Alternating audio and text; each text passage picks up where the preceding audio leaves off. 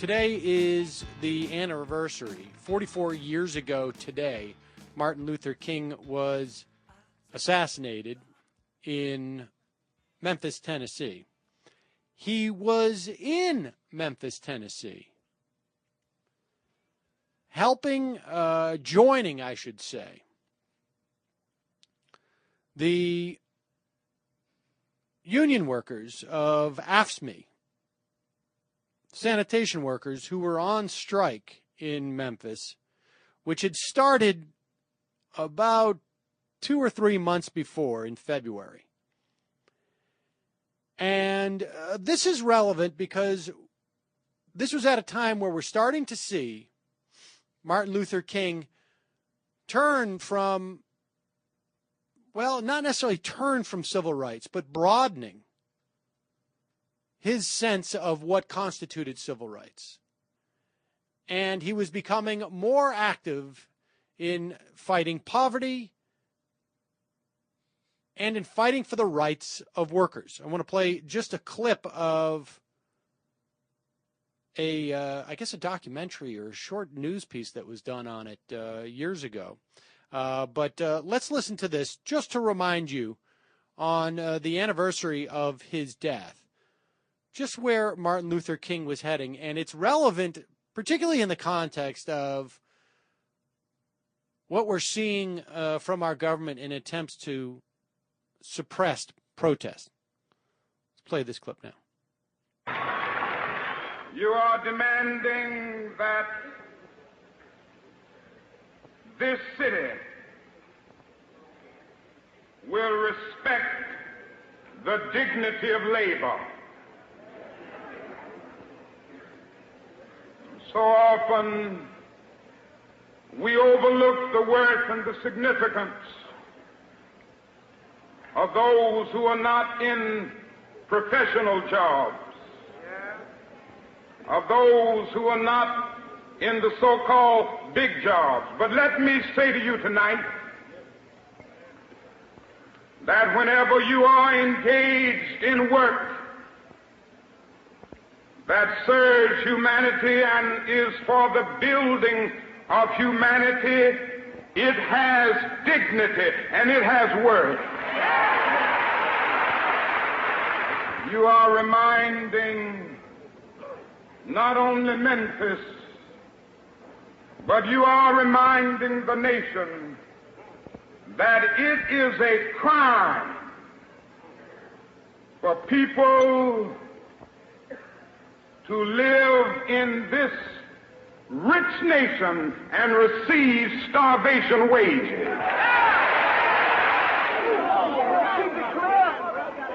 On March 28th, Dr. Martin Luther King led a march here in Memphis in support of the sanitation workers. This is one of the few times when his staff did not organize the march.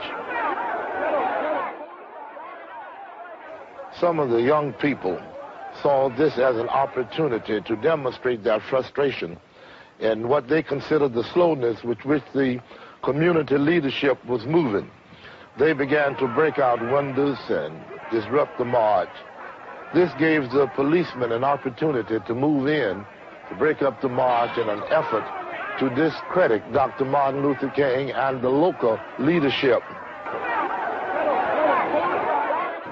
When we came back downtown the following day, really to be confronted with tanks and half-tracks and jeeps and National Guardmen with bayonets all over the place, it really sort of provided the classic kind of confrontation between striking workers with nothing more than a picket sign and really actually what was the might of the armed forces of this city. And it was frightening in one aspect, and where the least bit of wrong action could really have triggered a situation that would have been tragic for many people. Somewhere I read of the freedom of assembly. Somewhere I read of the freedom of speech. Somewhere I read of the freedom of press. Somewhere I read that the greatness of America is the right to protest for rights.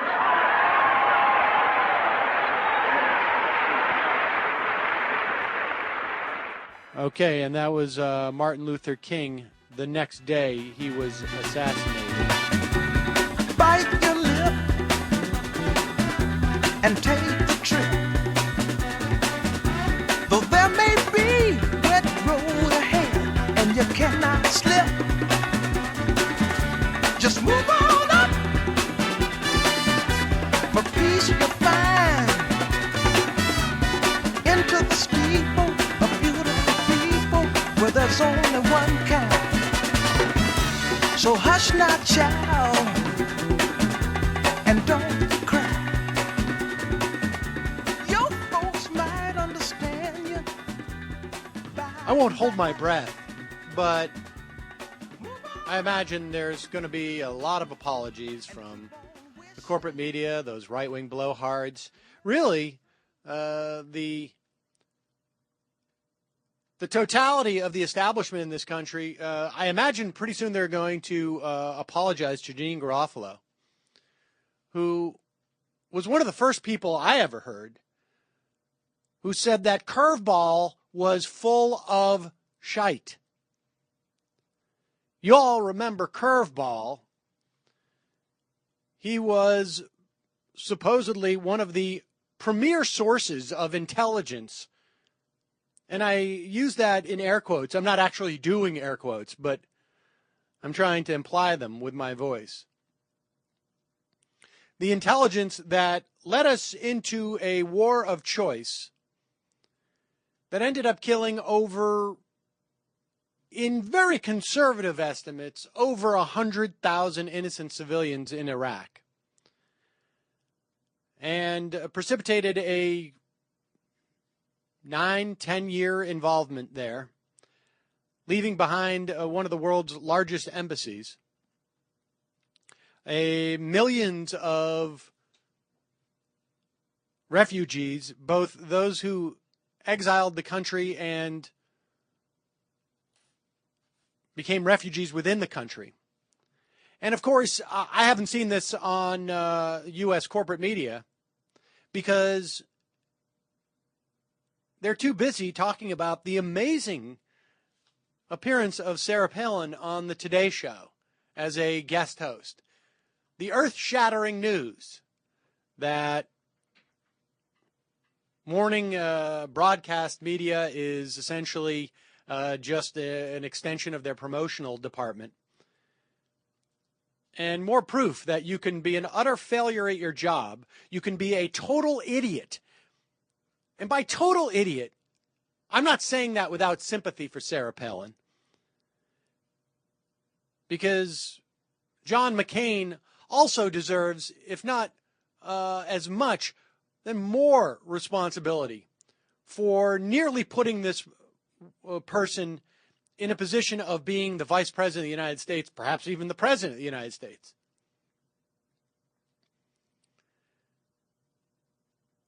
So she's on the Today Show, sucking up all the oxygen. Meanwhile,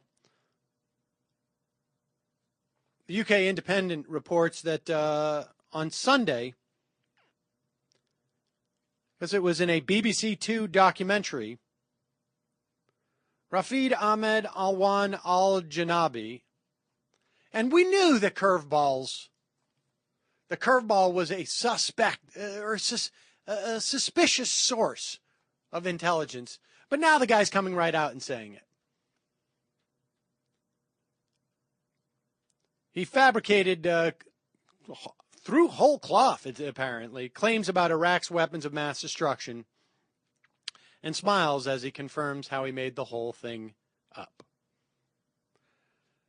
My main purpose was to topple the tyrant in Iraq because the longer this dictator remains in power, the more Iraqi people will suffer from this regime's oppression. Maybe he hasn't checked the news lately, but I don't know that he was responsible per se, because he had been completely written off by the CIA, completely written off by the Defense Department, completely written off by administration officials under the Clinton administration. But he was a perfect coat rack to hang the lies that the Bush administration wanted to foist on the American public with their handmaidens in the corporate media. Save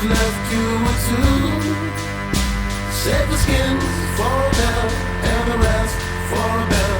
You can't open, no nothing. Can't open, no nothing. Young liar.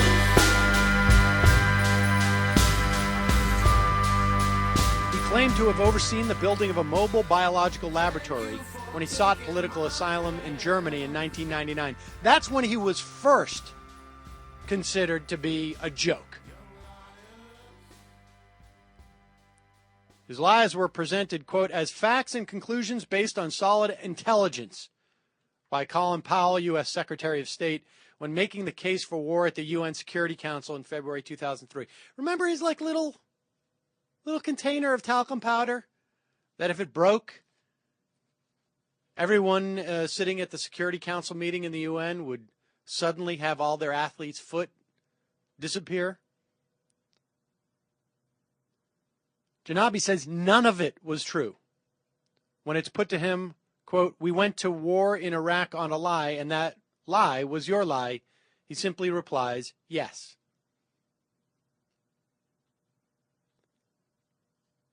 U.S. officials sexed up Mr. Janabi's drawings of mobile biological weapons labs to make them more presentable.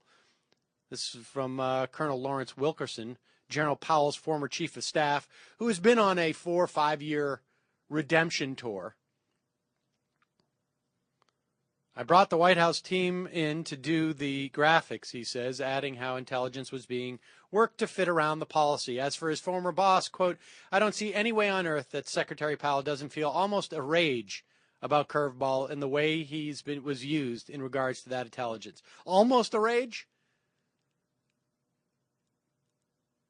Colin Powell was so easily duped? No, he was being a team player.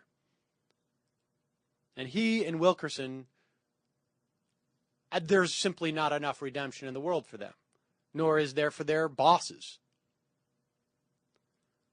So it's just one more nail in the coffin. Of course, you know, this is ancient history now. This happened almost 12 years ago. So it's really, there's no point in discussing it. And yet we can celebrate the fact that the official figures in March, according to the AP, showed that 112 people were killed by violence in Iraq. So congratulations, Iraq. That is the lowest monthly death toll for Iraqis since our tax dollars funded an illegal war, an invasion of your country, and killed, by the most conservative estimates put out by our own government, at least 100,000 innocent civilians. Only 357 of you were wounded last month, and the total death toll included 78 civilians, 22 policemen, and 12 soldiers.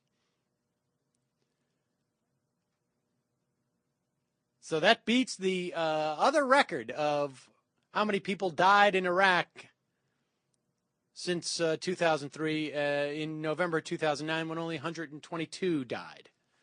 So congratulations, Iraq. High on a hill was a lonely goat herd, Hope you had fun. Loud was the voice of the lonely goat herd, Of course, we're still up to it in Afghanistan. But we didn't need any fake intelligence, apparently, there to occupy that country for 12 years in another seemingly never-ending expression war. Listen to the sound of the lost and gate. Or just listen to the sound of the rain.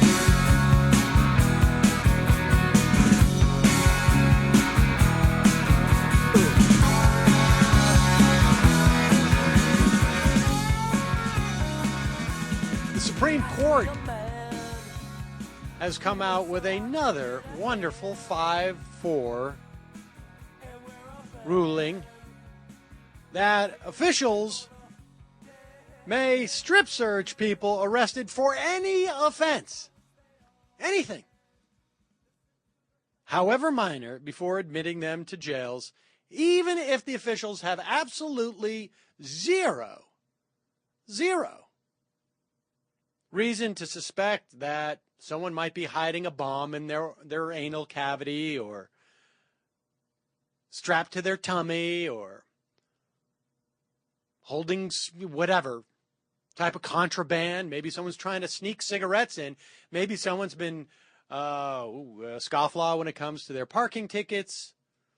And, of course, they get arrested, and we all know those people will be hiding cigarettes in their anal cavity just as a way of making sure that they have something to negotiate with when they get into jail.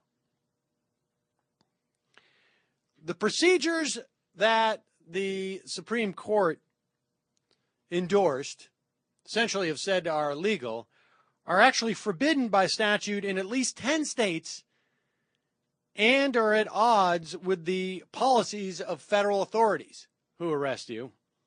Of course, that's all going to change now.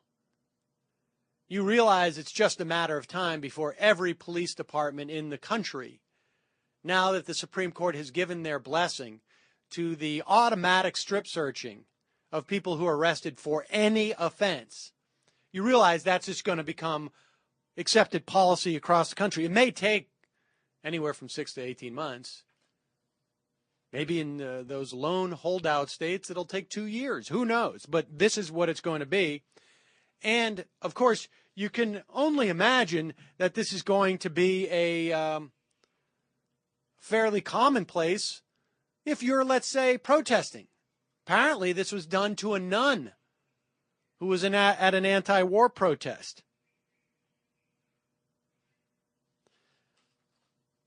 This came out of a case, Florence v. County of Burlington, which arose from the arrest of a guy named Albert Florence, who is from New Jersey.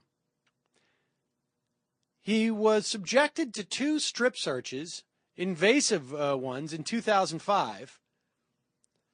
He was driving in his BMW with his family, I guess his pregnant wife, and his child. This trooper pulled over his wife for speeding. They did a record search, and they found an outstanding warrant for Mr. Florence's arrest based on an unpaid fine. He was in the passenger seat. He was held for a week in jails in Burlington and Essex counties where he was strip searched in each. And then just to top it all off, it turned out he had actually paid the fine, that the warrant was a mistake.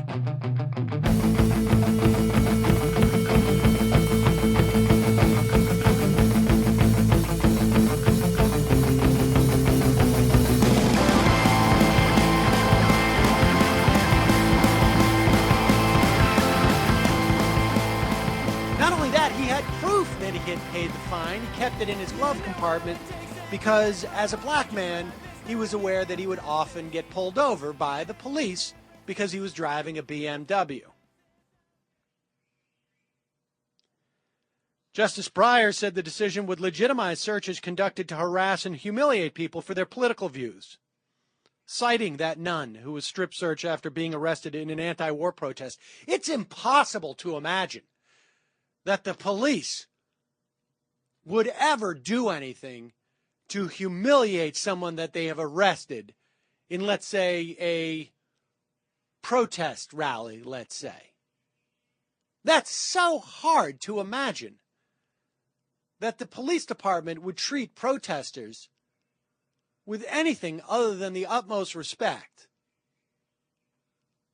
I can't imagine that will happen. I mean, how many days is it going to be until we hear the story of the first Occupy protester who was arrested and has been strip searched for no other reason other than we're going to really humiliate the hell out of this person. We're going to create as many disincentives for people to protest as possible because we just don't like doing it unless we get overtime. just one more aspect, which, again, you want to tell me that there's no difference between the 4 justices appointed by Democrats on the Supreme Court and the 5 appointed by Republicans? This one small ruling is not determinate. But if you're not seeing a pattern here, you're deluding yourself. Believe me, I am unhappy with President Obama. But the Supreme Court really, I think we've seen this past week, just how much pivots on the Supreme Court. And just how far and how extreme this block of 5 is. And by making them a block of 6 or a block of 7 or a block of 8,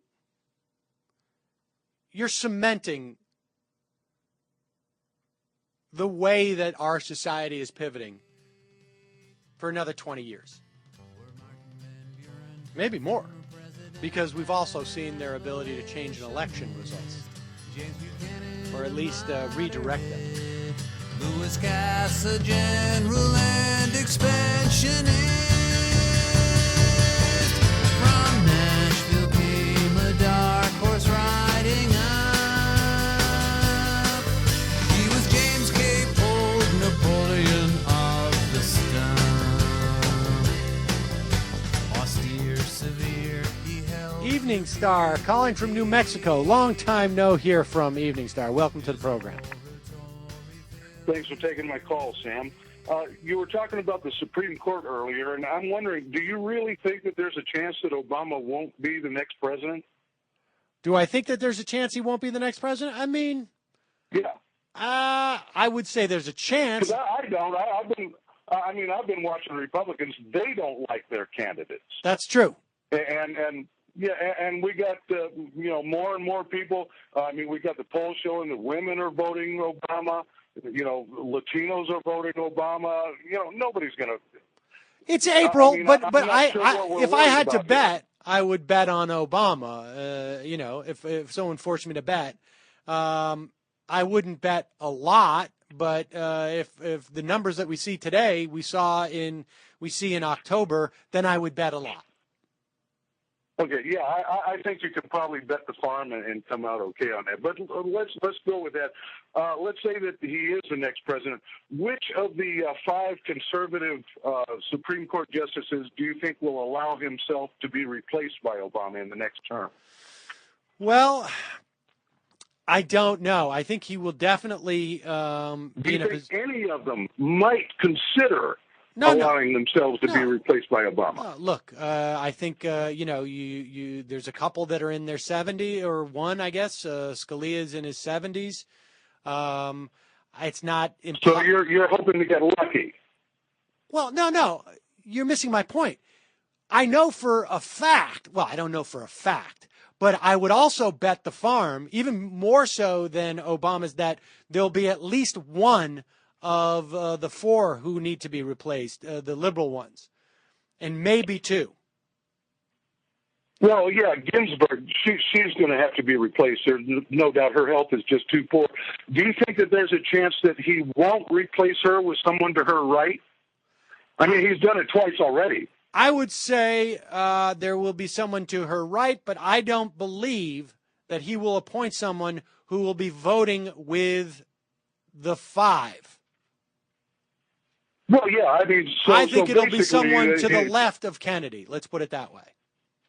Yeah, most of the time she won't. Her replacement won't vote with the 5, but he's going to replace her with someone to her right. So on occasion she will, or her replacement will. So what will be the real difference then if we lose 5-4 or 6-3? Well, the difference won't be in any case that come up in that situation, but in 10 years it'll be a big difference.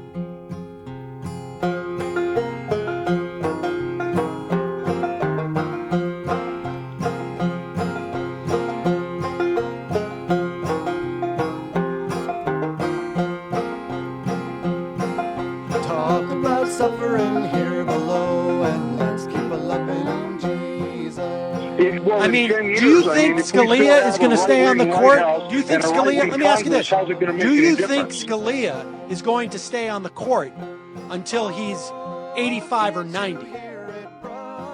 No. I have no illusion about. Well, he might try, but he'll. Right. Okay. So the difference will be in 10 years as opposed to 30 or years.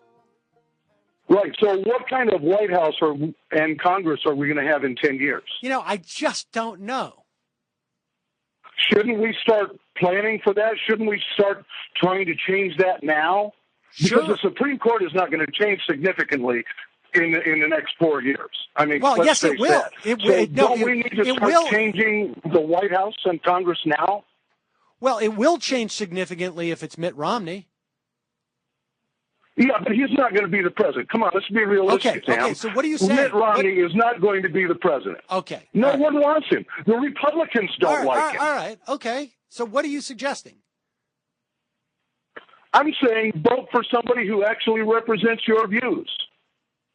I'm saying let's not give Obama carte blanche to do everything like we want. Let's not say to him, well, I'm going to vote for you and I approve of everything that you've done because, doing that, why would he listen to us? I'm not saying that. You're voting for him, so why would he listen to you? You're more afraid of the Republican boogeyman than you are of Obama, who is actually taking your rights away. Dude. Why do you think that your vote is going to make a difference if Obama's going to win anyway? It's not going to in the short term.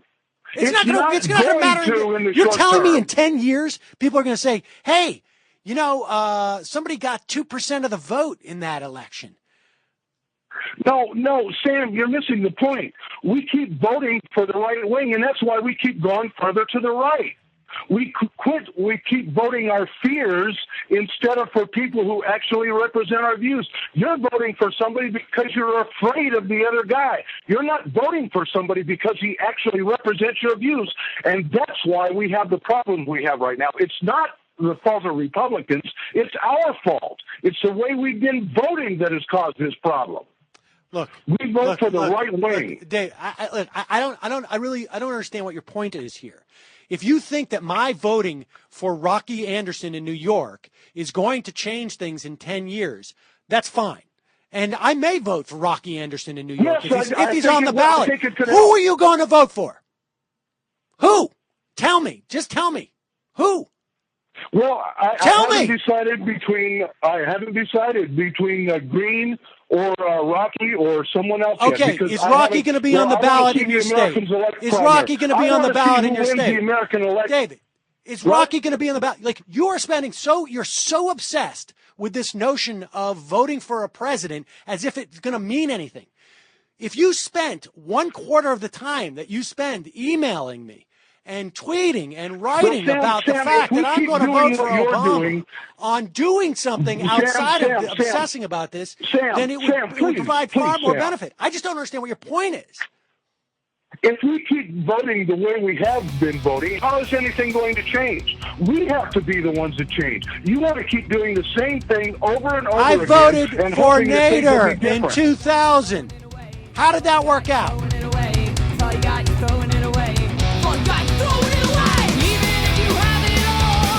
Someone else has more, even if you've got a car, got you to the war, even if you've got a rainbow, throw away the pot of gold, even if your eyes are open, you just don't see the light. What? I voted for Nader in 2000. How did that work out? You stopped voting your conscience. That's what the problem was. You voted for Kerry the next time around. Kerry was a bad candidate, and he was as bad as Obama. Who should I have voted for in that election? Conscience. That was the problem. Who should I have voted for? Nader in 2004? No, I wouldn't have voted for him. I would have tried to get a different candidate. But wait, we didn't try to get a different candidate. What world are you living in? What other I can only vote for people. I should have written in somebody. What world are you living in that you think that voting for evil is going to make things better? I don't think that voting for evil is going to make things better. But that's what you're doing. You admit that you're voting for the lesser listen, of two I want you to evils. listen carefully. I'm going to mute you now. I want you to listen carefully. And then I'm going to unmute you. When I vote, I don't think that it's going to make things better. I am voting to make things not worse. I am doing other things to make things better. In my specific instance, I try to promote actions and... Oh, that could actually be Chris Hedges. I don't know. We'll have to do that later.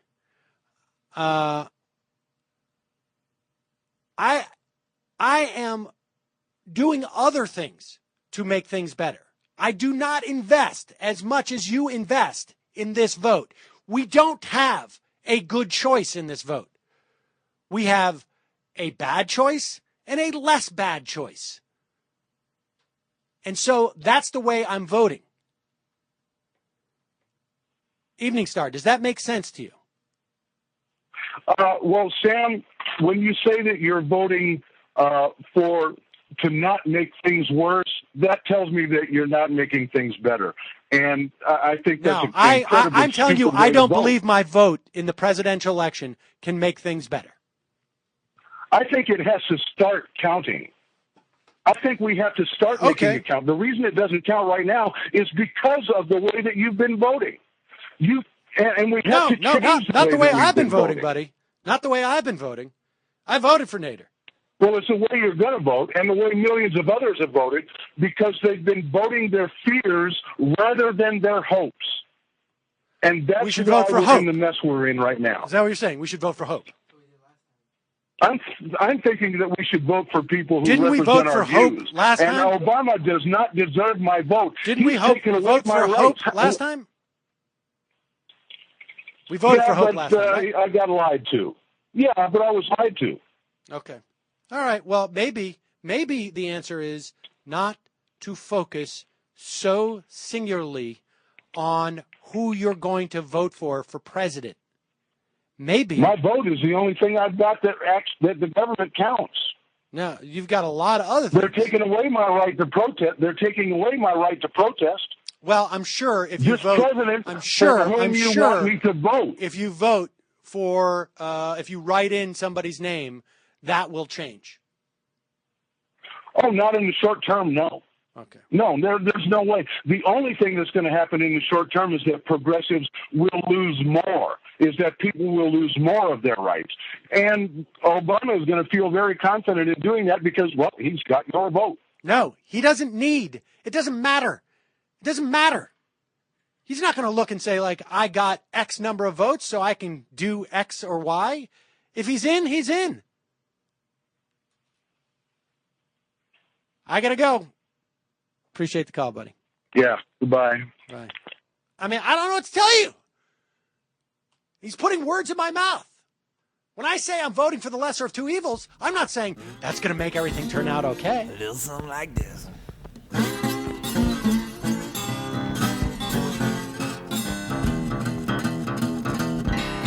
I got the blues, and I got you, but damn, it's infectious.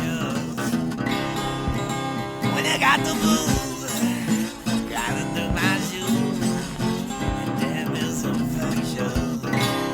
I got the infectious blues. Sam Seder on the Majority Report. Now, in addition to talking about the implications of the Commerce Clause, understand this also has implications as to why I've been saying repeatedly that for me the most important aspect of re-electing President Obama relative to electing a Republican is that there's a big difference between 5-4 and 6-3. There really is, and that's one whole justice. And it's also the boldness and the ease in which they can overturn. We are talking about if they overturn the mandate based on the grounds of the Commerce Clause, we are talking about essentially turning back the law in this country, the relationship between the federal government and citizens in this country by nearly 80 years. I'm going to read parts of this piece by Jeffrey Toobin. where he points out a question that Anthony Kennedy presented to Donald Verrilli, who is the Solicitor General, who by all accounts did a horrible job. That doesn't matter for the time being. Kennedy says this: assume for the moment that the mandate, is unprecedented. This is a step beyond what our cases have allowed, the affirmative duty to act to go into commerce. If that is so, do you not have a heavy burden of justification? Toobin points out this question because it shows in which the hostility the court has to already settled law.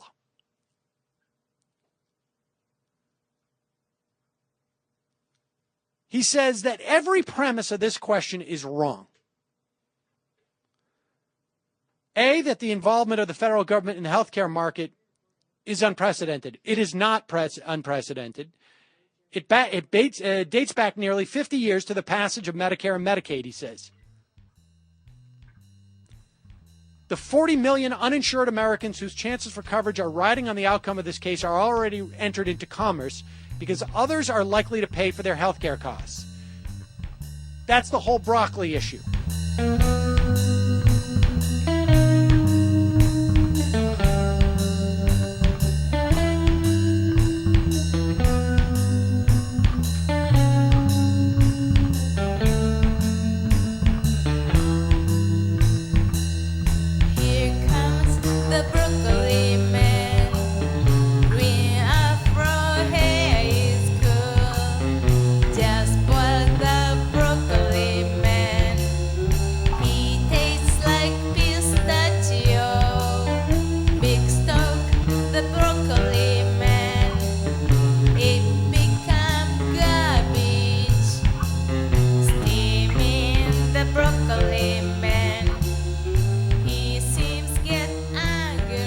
Subsidizing those people who do not have health care, whether they can pay for it or not.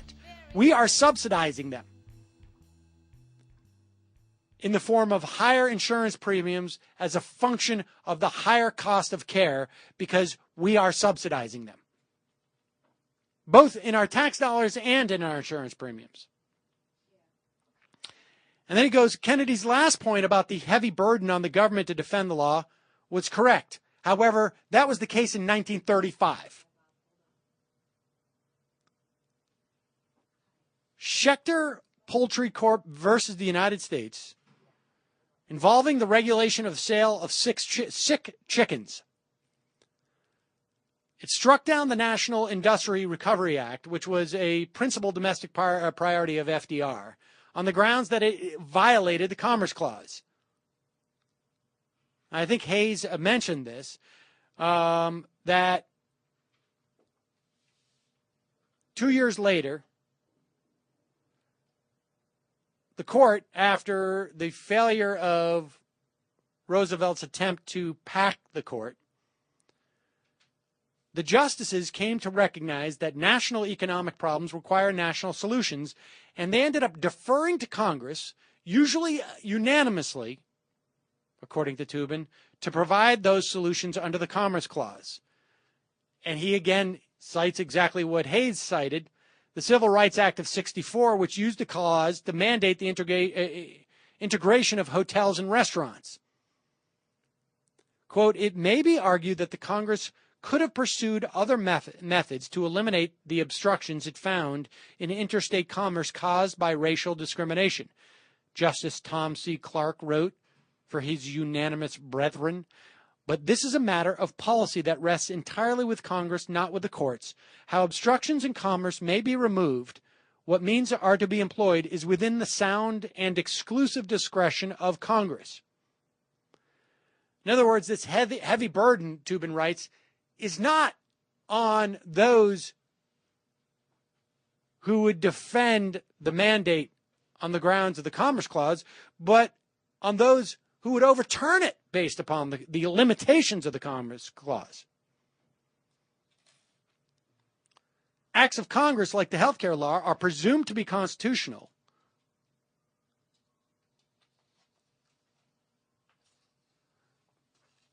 And And then Tubin goes on to talk about the minutia in which the guys on the right talked about the health care. Scalia said that's going to bankrupt the insurance companies, if not the states. What's the difference between guaranteed issue? Guaranteed issue and community rating provisions basically have to do with this. Guaranteed issue means that you cannot be denied health insurance, regardless of pre-existing conditions. Community rating provisions essentially allow for price points to be determined by insurance companies based upon on the risk involved in their pool, not on individuals' risks. And Alito says, what's the difference between guaranteed issue and community rating provisions on the one hand and other provisions that increase costs substantially for insurance companies?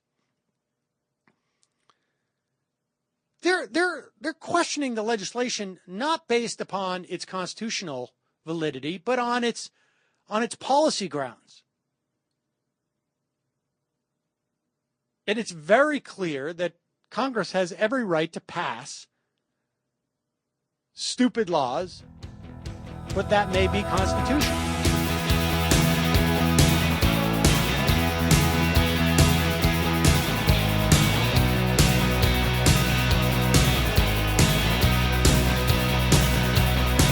What a party! What a party! It seems like everybody came before they went. Call this a party. You call this a party. You forgot to postmark the letter before it was sent. But I'm not too late. No, I'm not too late. It's just these stupid kids. So in other words, if Congress wants to privatize Social Security, which the conservatives have been talking about for years, we're going to take some of your Social Security taxes, and instead of putting it into a guaranteed benefit program, we're going to put it into a guaranteed contribution program. In other words, you have to give X number of dollars. We will say that you have to invest this in the stock market. I personally think that's a stupid law. I think it would destroy Social Security. I think it would leave a lot of elderly people poor. But I don't think it's unconstitutional, even though we are demanding that people essentially buy a private product that is a product sold by a broker.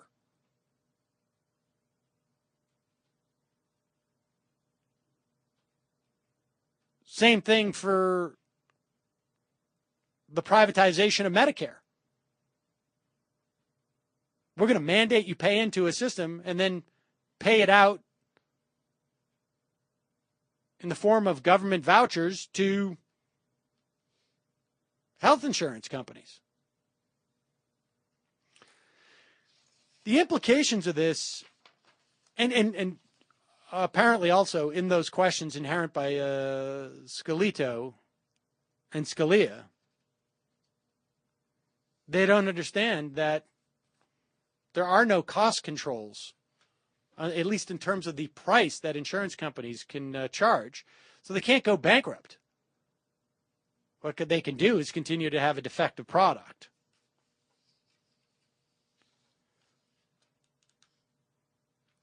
But the implications of striking down the Affordable Care Act based upon the Commerce Clause could also nullify things like Superfund cleanups, things like employment discrimination. I guess theoretically, someone could challenge their ability to have a private hotel or restaurant and not serve black people or any other group. It could strike down the Endangered Species Act. It could strike down EPA ruling, like the Clean Water Act, on and on and on. So the implications of this are really important, regardless of what you think of the Affordable Care Act, and it will not be discussed. You will not hear this conversation in any national media until probably, I don't know, 4 to 6 years down the road when all these things start getting challenged and struggled.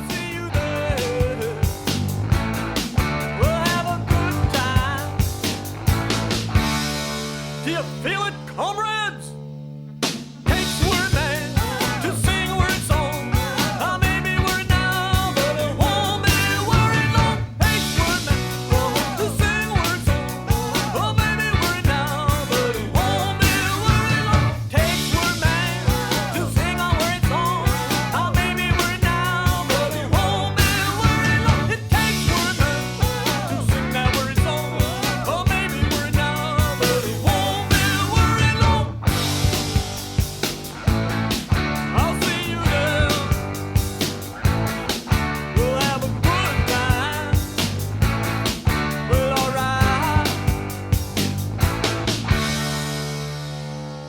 All right, folks, let's start off with my apology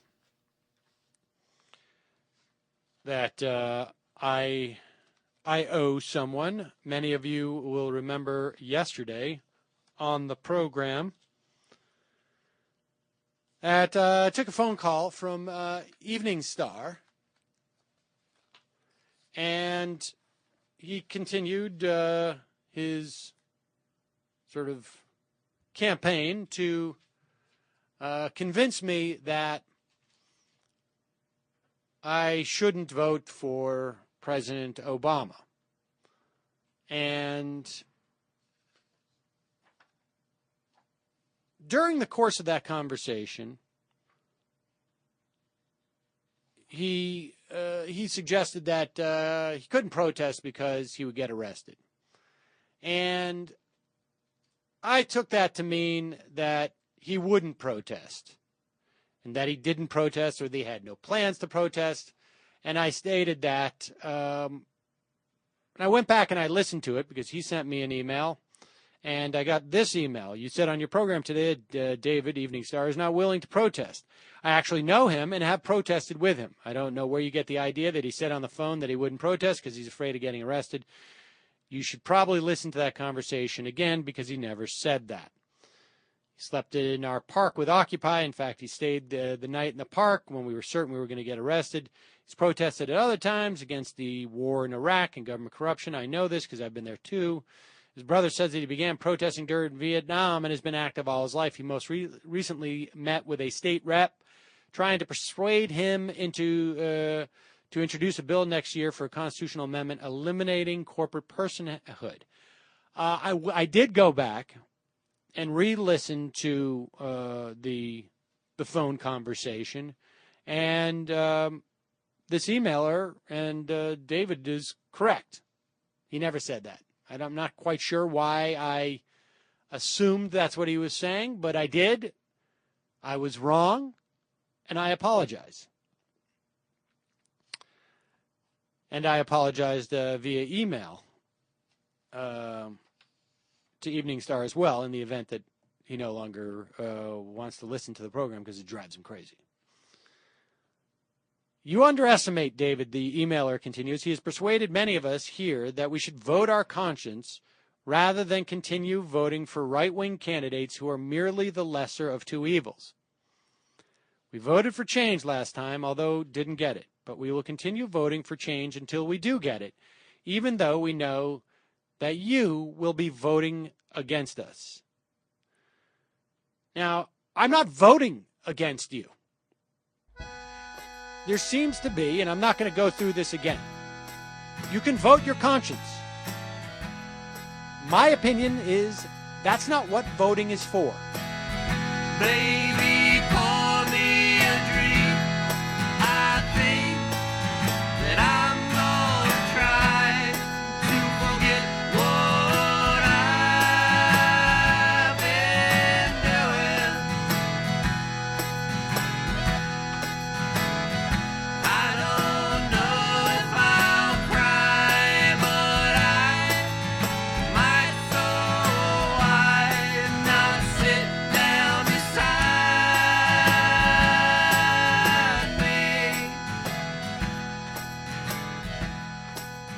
voting your conscience is, at best, like not voting. At worst, it's like half voting for somebody you don't want to win.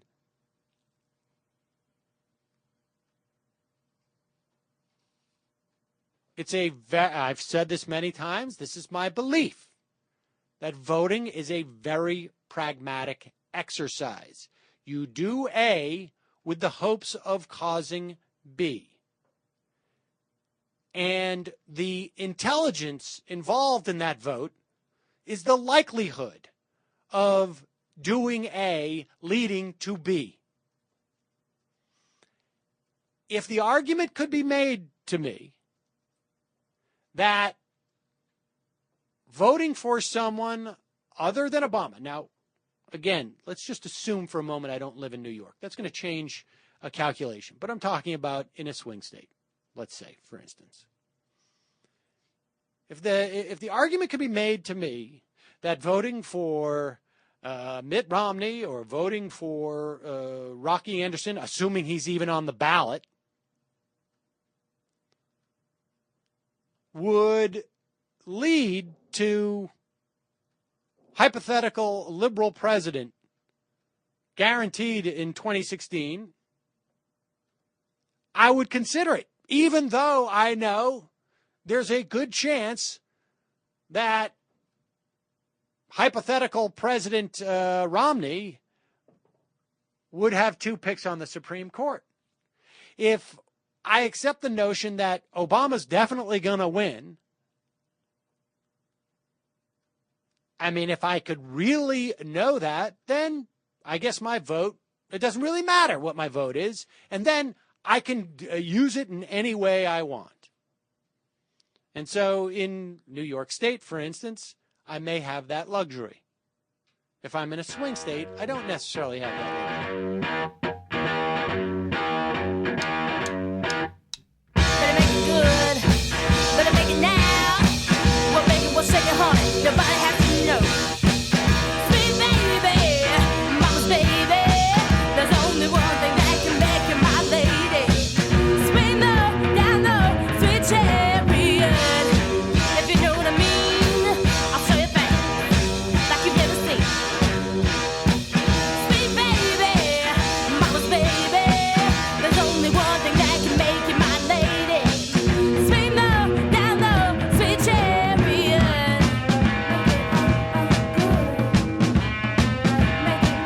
it now. Make it, oh yeah. We'll keep it our secret, honey, way down low. Between me and you, girl, nobody has to know. Sweet baby, mama's baby. There's only one thing that can make you my lady. Swing low, down low, sweet chariot. It's a pragmatic act, in my opinion.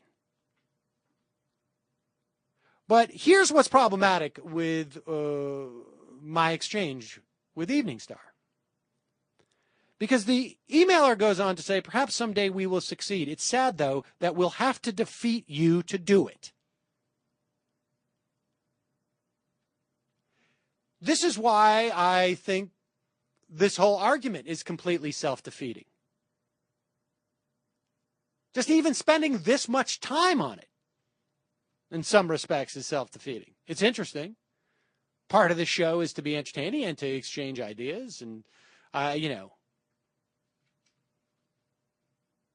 But I do not believe, and I have seen no argument that is in any way compelling me, that voting for candidate X, who is a genuine liberal but has zero chance of winning, is going to make any difference 4 years from now. Or that it's going to make any difference to President Obama in the event that it's President Obama, or, frankly, President Romney in that event. I think we should have learned, at least on some level, that we can invest too much in what a president does. And the idea that you're going to spend your energy to defeat me is indicative of just how sort of warped this is. You're either voting your conscience or you're voting because you think it's going to bring about a practical result. If you're voting your conscience, then just enjoy yourself. You should also paint on your ballot because it will have the same effect. You should draw a painting on your ballot. If you're voting because you see a strategy here that's going to lead to something else, then make the case. But the only one that I've seen is we vote for hypothetical candidate A, it goes into a magic box, and what comes out is 4 years later, the next Paul Wellstone will be president. I don't follow that argument. I don't get it. I don't see how that works. And I'm just not going to entertain the same ranting and raving again. We've exhausted it. So good luck defeating me. I don't know what that means, but I hope it provides some measure of I guess, assuaging your conscience. C'est une poupée.